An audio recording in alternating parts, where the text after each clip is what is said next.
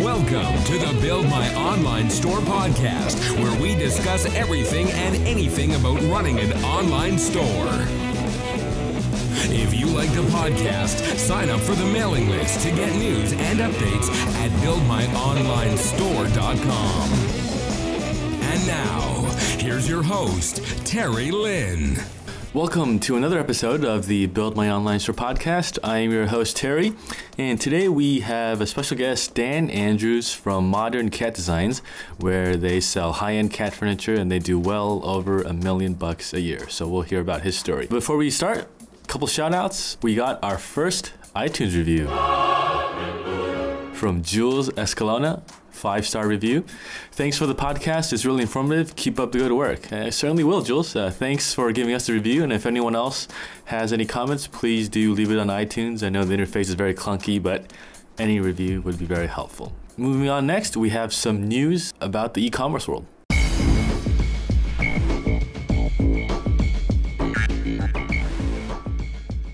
RDC Financial Insights published their 8th annual consumer payment survey a couple of weeks ago, and some key points I found in the article. Mobile payments have doubled in popularity, reaching over 33% of respondents, and out of those that have made a mobile payment, 56% have used PayPal, with Amazon and Apple iTunes tied at 40%. Now there's a small segment that I also found interesting, which is that despite the popularity of digital downloads such as apps and music, more respondents reported buying physical goods with their phones than online services, digital goods, or virtual currencies. If you check out a site called mywifequitherjob.com, Steve, who owns the business, he has some interesting articles that talks about their experience in developing a mobile storefront for his business. And his store sells custom wedding linens. What this reminds me of is that if you ever tried to shop on your phone, you know it pretty much sucks, right? Especially when you have to scroll horizontally, or you have to pinch to zoom in, or maybe even you click the wrong link, right? And so it's very important as an e-commerce owner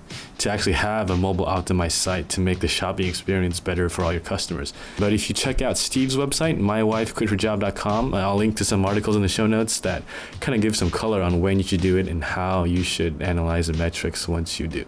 All right, let's move on to the main segment of the show.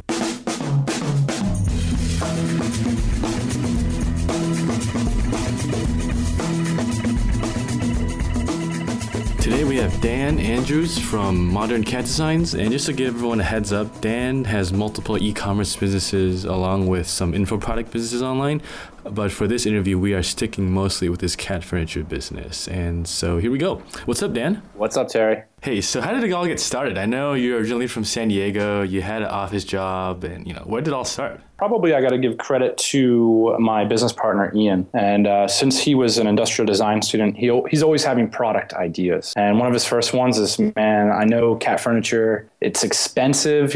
We always look for expensive. What's expensive that we can improve upon? Definitely these carpeted cat towers, man. They're like a couple $100, $300-$400, and they're ugly. So we thought there's an opportunity there somewhere. And was this your first product right out of the gate? Yeah, this was. We made a lot of mistakes with the cat furniture stuff. We weren't solving a really clear market problem. It's B2C, which we found to be much more challenging in general. It's a lot more difficult to acquire customers for cat furniture because anybody is potentially a customer. Whereas when you look at one of our other companies, like the portable bar company, that's a B2B problem. Like, it's very easy and cheap to identify who might need a portable bar, right?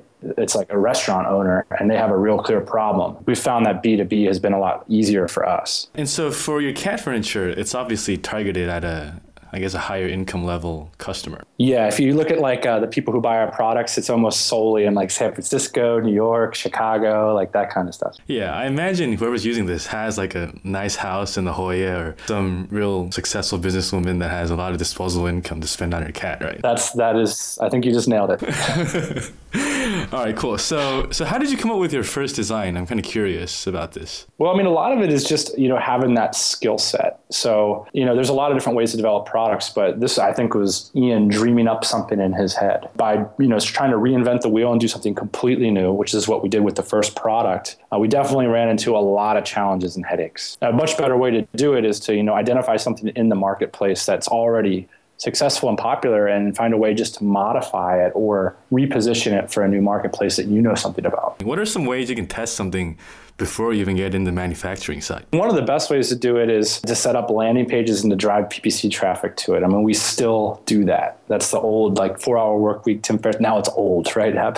This is to set up a landing page before we've started 2 of our e-commerce stores, including some of our most successful ones. This is illegal, but we were actually letting people buy the product and then saying, hey, it's on backorder. So if the FBI is listening, I didn't actually do that. It's just for entertainment purposes. Manufacturers used to do that a lot too, right? They would put 1-800 opt-ins in a magazine. Yes, and I think there is a time limit. Depending on what your verbiage is, you have to be able to deliver the product within 30 or 60 days or something. So it's worth doing your research on that. A lot of the infomercials used to do that as well, where they deliver the product within 30 days and they air freight it in from China. So there is options to do stuff like that. And so in 4-hour work week, the key things you mentioned is AdWords and even eBay auctions. I mean, how have you found that to work throughout the years? Well, definitely we look to eBay as a competitor to show us where the marketplace is at. We spent a lot of time trying to get into the motorcycle fairings industry.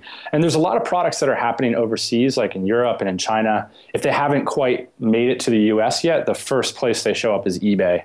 So oftentimes we'll use eBay for market research. What was the other question? How has AdWords worked out throughout the years? AdWords has worked out amazing for us. So, that's one of the things we don't talk much about because bloggers aren't really interested in hearing about it. But for our products, we have enough margin built in that we can get really clever with advertising. And so we have a full-time guy that all he does is advertising. So PPC, Google AdWords has played a big role in our business. Yeah, and PPC has gotten very expensive throughout the years, right? Do you have any tips for anyone just trying to get in the game? Sell expensive products. Don't get into a race to the bottom. If you're going to be a small business e-commerce entrepreneur, you need to figure out how you can sell the most expensive products. Combine that with you being smart and clever, you can afford more than anybody on AdWords. If you're going to, a lot of people just think the easy way out. I'll do this cheaper, and you're going to pay for that. All right, so let's talk a little about A/B testing. Did you use that for your products at first in terms of finding the right price point? No. A/B testing is one of those things that we spent way too long to start doing. I see a lot of people, because it is complicated or it feels complicated, but we use Optimizely now, and that has made it so much easier in terms of mindshare because you can actually run your split tests with a sort of you can edit your page on the page as you're there. So it makes it so simple. You don't need to use an FTP. You don't need to do anything. And you can run A/B tests. So that's actually, we've found some really surprising results. I know Ian has a background in CAD design, right? And how has that helped out? It's been invaluable. We wouldn't have a business if he didn't know SolidWorks is the program that we use. Yeah, I think him understanding how to manufacture things and being able to design things is critical to us making unique and new products on the marketplace. Most of our online stores that do derivative products, or the sole value of that particular website is just marketing angle or web usability or marketing or something like that, those businesses universally have not fared nearly as well as the businesses where we created a uniquely valuable product. Because then PPC and Google are just 2 out of 100 ways that you can make money. Whereas if you don't have a unique value proposition except for your website and where it's positioned in Google stuff, then you're very limited in how you can make profits. What are some things you should look into when you're finding a designer? Well, it's a good question. It depends what your budget is. So, part of it is that guys that know how to do this stuff are pretty expensive. One thing to do is to leverage the engineers at China suppliers. So if you can develop a decent enough relationship and it's clear, what your vision is pretty clear. Chinese suppliers do have developers. So I heard you guys talking on the last episode about creating fans or whatever. So if you go to a fan factory, all those guys, they have thousands of Pro E files in their engineering department. So you can sit down with them and just change those files. So that's one option. In terms of hiring people, you might consider design internships with local universities. Give a young designer, every young designer has this dream to create products. But what happens is they get hired by a firm and they never end up being able to create products. There's very provide that opportunity to actually see your dream become a reality. So this is an interesting kind of emotional element to that career path, because they have this desire to like manifest their products, but they don't really get that opportunity in the workforce. So if you could bring somebody on the ground floor, maybe like it's an equity deal, or maybe, you know, you just do the internship thing for a couple of months and then offer them employment after college. That's one way to hack it if you're bootstrapping. And then the final way, I've had friends who've done this, but I've never done this myself, is apparently in Brazil. Is one a popular place to outsource industrial design is Brazil. Huh, interesting. I guess Elance or Odex, it'd be difficult to find someone of good quality too, right? With something this complicated. I don't know. You know, to be honest, our bootstrapping phase was with Ian doing it. And now we have a full-time intern and a full-time designer in our office. Plus we have engineers from our suppliers in China. And that really can't be overstated. I mean, the Chinese engineers help us out immensely. So both engineers from our suppliers and from our sourcing agent. So let's move into sourcing since you touched about a little bit. Are your products mostly sourced in Asia or the US? Right now, our split is about 80-20. China. We've done a lot of manufacturing in Vietnam, but not currently. All of our manufacturing is in the south of China right now. So what's the biggest difference doing in the US besides cost? Because I understand in China, if you get the process down, you can't beat it in terms of cost. Well, it depends what you're doing. You know, I mean, it really depends. So like if you're doing wood milled products, you're going to do better in the US.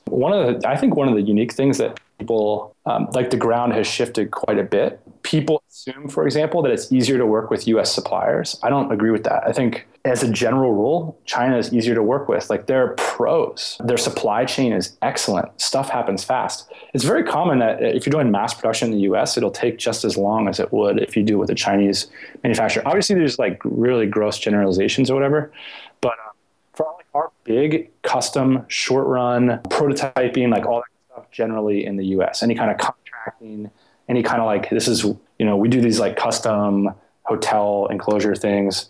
It's a complicated product.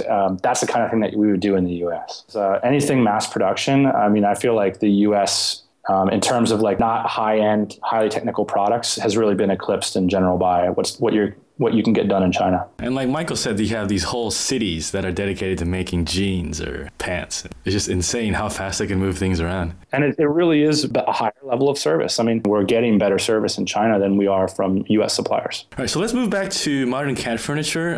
Can you talk about some big milestones you've had in your business starting out? No, because we don't have any. You know, I thought that we were going to be rich and we're going to make all this money when we got mentioned in Cat Fancy and we were on the CBS Morning News and oh my gosh, we're going to have 100 orders the next day. And it just never happens. It's a slow uphill incline. You know, we're doing better every year and stuff like that. But there's no explosive moments or turning points, which was, I wouldn't have predicted that at the beginning. I would have predicted that there would be like this turning point. Part of it with we keep inventory, you know, and for better or for worse, like that keeps a huge damper on your business. You know, it's not like software. We're constantly thinking about cash constraints and inventory constraints and product development constraints. And, you know, you have a great idea for a product. It might not make it to your customer's hand for, you know, 16 months. And then you have to buy more if it goes well. And those are the challenges of starting an e-commerce or a product-based business. But also, I feel like our cash flows are more consistent on the product side. Once we get a cash flow established and working, I feel like we can count on it a little bit more than maybe on the information product side. And so you guys also have wholesale distribution. When did you guys start doing that? Yeah, I mean, that's worked out quite well, actually. I would say at least 50% of our cat furniture is sold by other people. And again, that's one of those opportunities when you're manufacturing, you know, your own unique designs that you own, is that people want to leverage that and make money off you. And it's a lot easier for me to identify people who are starting drop shipping cat furniture stores than it is to identify the end user. I see. And are they drop shipping from your warehouse in San Diego, or how's that working out? Yeah, I forget precise. I mean, for each business, it's a little bit different, like how that relationship works. But mostly what happens is they have an automated system that like it automatically sends us the PO, you know, through their back end. And so our sales representative gets a PO and then we just ship it blind. What was the rationale for choosing it in-house instead of doing something like a third-party fulfillment center like Shipwire? We have high-touch products. To me, it's just like being super bootstrappy. And we also have B2B products that require assembly and stuff like that. So that's another reason, is that, you know, when people order a portable bar, like we assemble it and put it on a pallet for them. So if we just couldn't get that done at a fulfillment center. So that's probably a better reason. I mean, with the cat furniture stuff, it's automated, so that would be a better candidate for one of these third-party services. But I think at the volume we're going, it's much cheaper than logistics. The thing about logistics centers, if you don't have every I dotted and you have like a highly consistent business, they just nickel and dime you for like everything that you want to do. And it depends. I mean, it really depends how clean your business is, and ours is anything but clean. Yeah. So I guess high touch products don't do it. If it's automated, it makes more sense. Yes, absolutely. For any of your listeners, one of the things we recently started doing is just offering our services to other people, because we have house guys that are like really cool and they're really good and they always want overtime. So if any of your listeners, I mean, I'm not saying that it's definitely a guarantee, we're willing to talk to you if you'd like to provide our guys with overtime and maybe use our warehouse. All right, cool. And you guys use UPS for shipping, right? I see on your website. So what are some things you consider when choosing US Postal or FedEx or UPS? Well, I think it's really individual. I mean, we're constantly reevaluating that and talking with the sales reps, and they're always fighting each other for our business and stuff. But I think it's really particular. I mean, for us, freight shipments are a big part of our business. So the service quality level of that service, I think, is what is driving our decision there. So building relationships with suppliers, what are some of the big 80/20s someone should keep in mind? Wow. The biggest thing in China is all they care about is cash. And I don't want to be all they care about. It's like a billion people, whatever. But, that's the whole thing is like, you can just see people in China as their eyes rolling when you like talk about your plans and like this and that. And like, they just don't respond to future talk. It's kind of like, where's the money? I think it comes down to being able to commit to ordering products. And one of the things I recommend in general is don't spread around your love. If you find a small group of suppliers and try to focus on them, especially if you're doing unique products. I mean, if you're just ordering their stock products, that's no big deal, but you're going to find a much higher level of service, like depending on how important of a supplier or a customer you are. So one of the things I always try to understand is what percentage of their business I am. That's one of the things that's really important to me, especially if I need like a lot of service.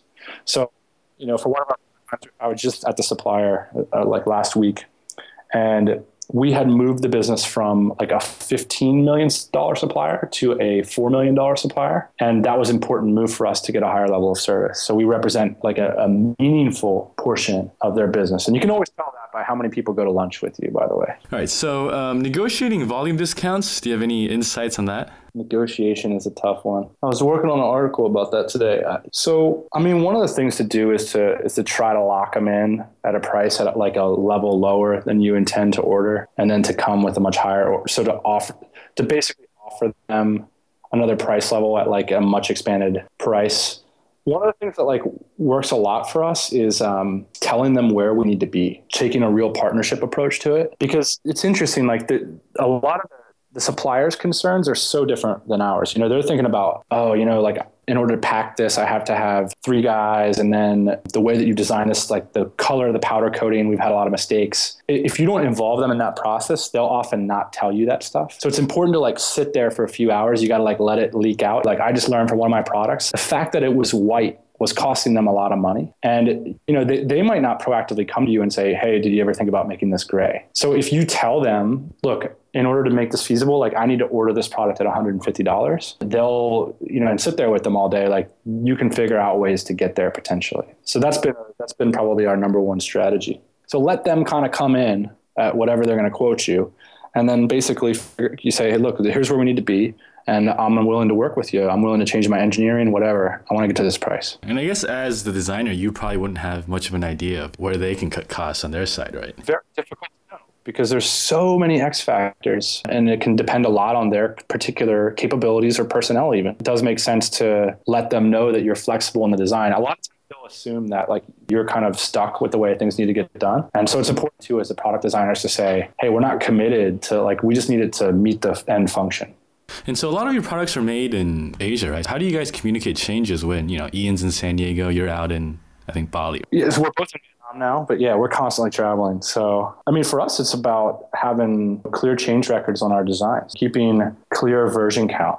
And that's something we've always been real dedicated to, even if that like doesn't ultimately get reflected in a legitimate engineering document. We always try to, this is V3 and like, here's precisely what we did differently. And like, here's the quote for that. So, I mean, it's just about documentation, really. There's a cat, Moxie, on your website. Is that Ian's cat? Yes.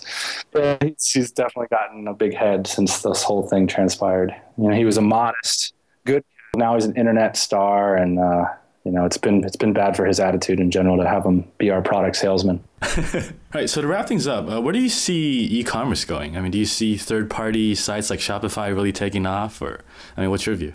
E-commerce trends in general. I mean, I think that it's not so easy just to set up like a drop shipping site anymore. I think you need to think about pushing deeper into the value chain. In particular, like, it's never been easier to manufacture or produce a unique product. And whether that's bundling a standard product with information or training or other similar complementary products, or whether that's finding a way to change the design or change the approach, I think that's going to be more important, especially as like, if, Shopify, eCommerce, like all these kinds of platforms allow just anybody to start setting up a marketing website.